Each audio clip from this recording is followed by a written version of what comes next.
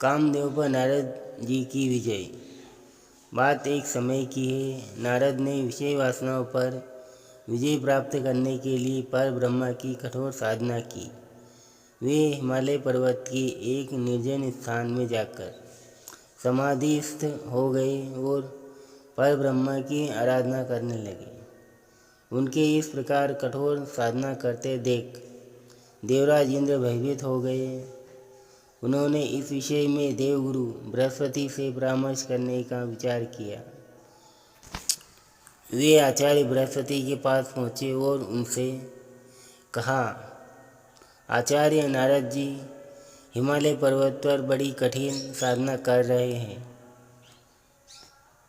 मेरी समझ में यह नहीं आ रहा है कि वे इतना कठोर तप किस उद्देश्य के लिए कर रहे हैं। देवगुरु बृहस्पति बोली, इंद्र, संभव है नारद के मन में तुम्हारे सिंहासन को प्राप्त करने की लालसा पैदा हो गई हो। शायद इसलिए वे इतनी कठोर साधना कर रहे हैं।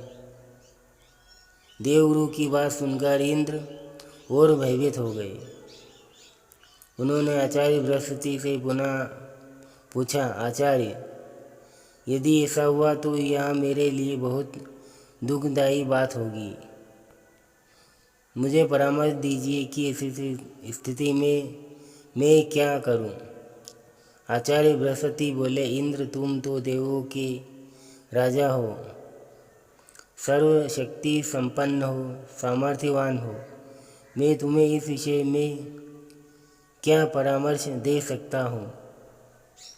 तुम स्वयं ही कोई उपाय सोचो। आप ठीक कहते हैं आचार्य जी, मुझे कोई ना कोई उपाय सोचना पड़ेगा। कहते हुए इंद्र वहाँ से चले गए। अपने महल में पहुंचकर उन्होंने कामदेव को बुलवाया और उनसे कहा, कामदेव, नारद हिमालय पर्वत पर एक निर्जन स्थान में बैठे हैं, कठोर तपस्या कर रहे हैं।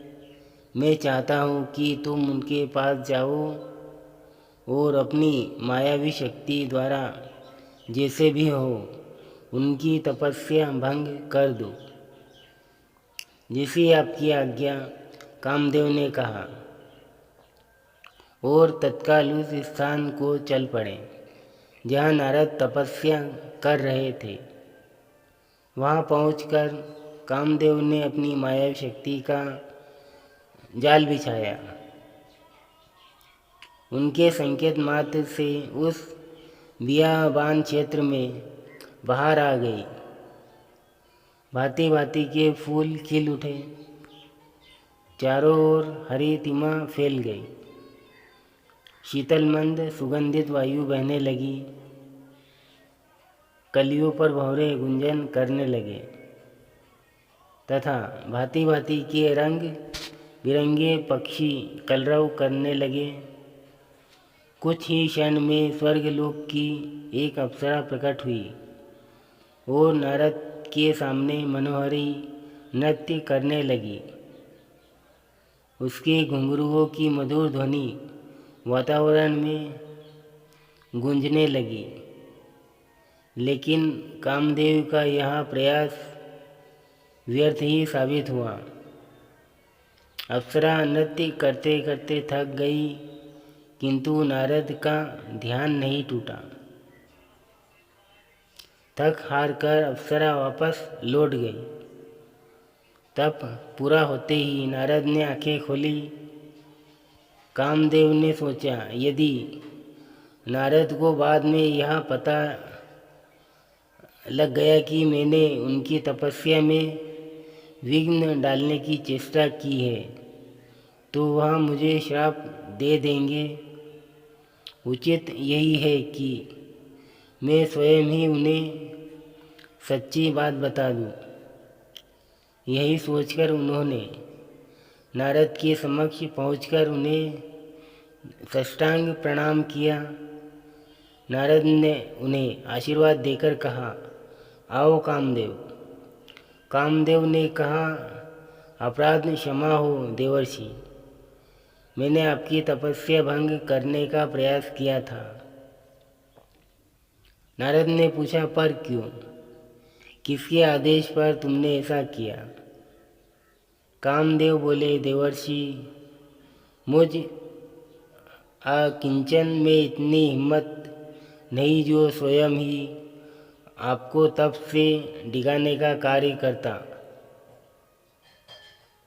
मुझे ऐसा करने को कहा गया था। नारद बोले, किसने ऐसा करने को कहा था?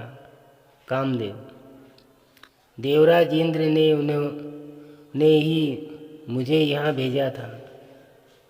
कामदेव ने सच्ची बात बता दी। कामदेव की बात सुनकर नारद ने मुस्कुराकर कहा, मैंने तुम्हें क्षमा किया कामदेव। अब तुम जाओ और देवराज को बता देना कि नारद ने इच्छाओं को वश में कर लिया है। अब मैं संसार के किसी भी भौतिक आकर्षण में नहीं फंस सकता।